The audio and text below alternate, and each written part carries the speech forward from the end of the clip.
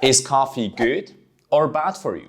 John McDougall, for example, is advocating to cut coffee completely out of one's diet.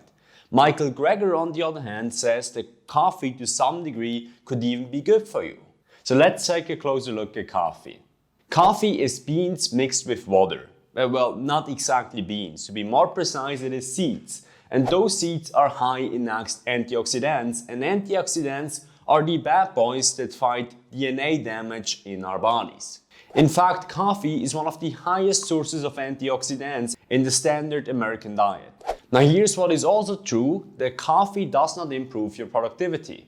The productivity is likely the same on a 24-hour period if you're drinking coffee compared to if you're not drinking coffee. What you can do with coffee though is channeling your productivity for certain key hours when you need it most, such as before the training or before an important work session. For example, me personally, I get most of my work done early in the morning, so that's when I usually have a few coffees to really get that dialed in. Another downside of coffee, next to not improving your productivity, is that also coffee can increase adrenaline, which then can increase your heart rate. And this can be a bad thing because our hearts only have a limited amount of beats in them. Yet that's a thing in animals in general. Our hearts have a limited amount of beats, meaning after those beats are exhausted, our heart dies or gives up on their job. So this might cut our life short, in theory. Yet science, on the other hand, it's a different proponent there. So the theory and the practice is different. In practice, people that drink 4 cups of coffee a day actually have the lowest mortality. That might mean that the benefits are really worth the risk. Another thing to consider is that pregnant women usually avoid coffee and meat, by the way, it's a quick information there, as their first foods when they're becoming pregnant.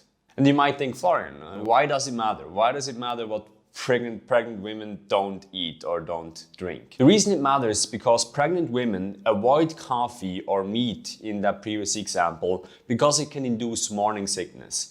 And morning sickness seems to be an adaptation from evolution to avoid damage to the embryo, to avoid pathogens or toxins in our nutrition that can then damage the embryo. These are called teratogens, by the way. Now, it is not yet clear in the case of coffee, in the meat it is clear, it's not good for you. In the case of coffee, whether that's a maladaptation because coffee is bitter, and in the past bitter foods tended to be not good for you, or something is really not that optimal in coffee. It's also not clear whether one should avoid coffee only in times of pregnancy or just in general. So in short, the science is really complex. Given the widespread use of coffee, it is likely that it will not harm you or bring along your demise.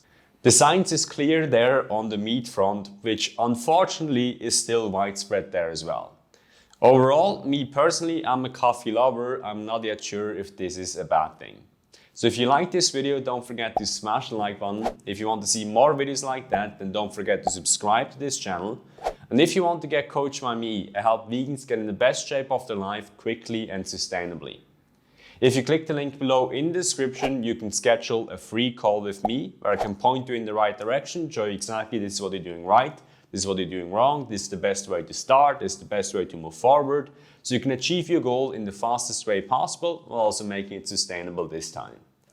In the end, if it makes sense, we can talk about you joining my private Fit Vegan Evolution program, which is an awesome program that helps vegans get in the best shape of their life and do so again quickly and sustainably. So talk to you soon or see you next time.